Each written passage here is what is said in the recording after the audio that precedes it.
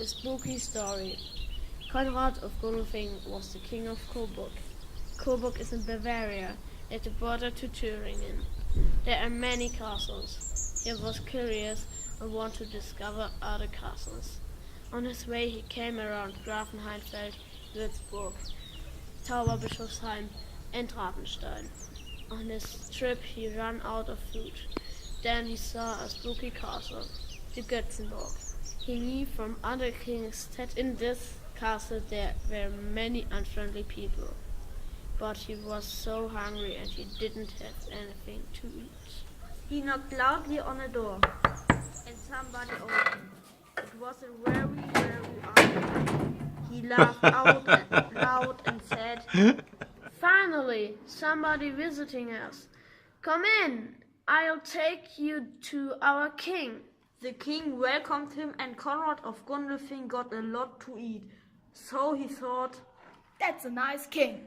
But he didn't know what would happen that night. After dinner he said, "Thanks for your hospitality, but now I'm very tired and I want to go to sleep." The king understood, but had a devilish grin on his face.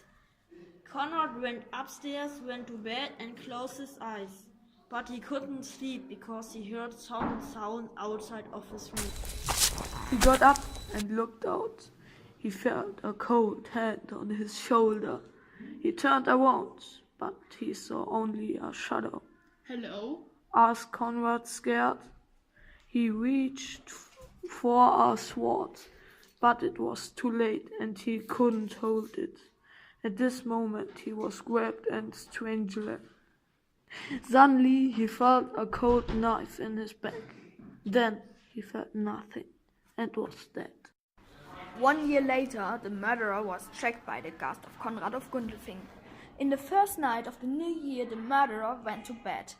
At 3 a.m., he had a scary dream. In his dream, he killed Konrad of Gundelfing at night. It was just like 1 year ago. He woke up and looked around in his room. "Pooh, it was only a dream," he said, but at this moment he heard sounds.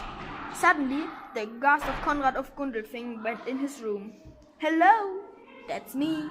I want revenge and now I have the chance." "Ah!" shouted the murderer and ran away. But the Konrad had a trap outdoor. The murderer fell downstairs and broke every single bone. And when he doesn't live anymore, then he's haunting still today. This was the spooky story about Konrad of Gundelfing.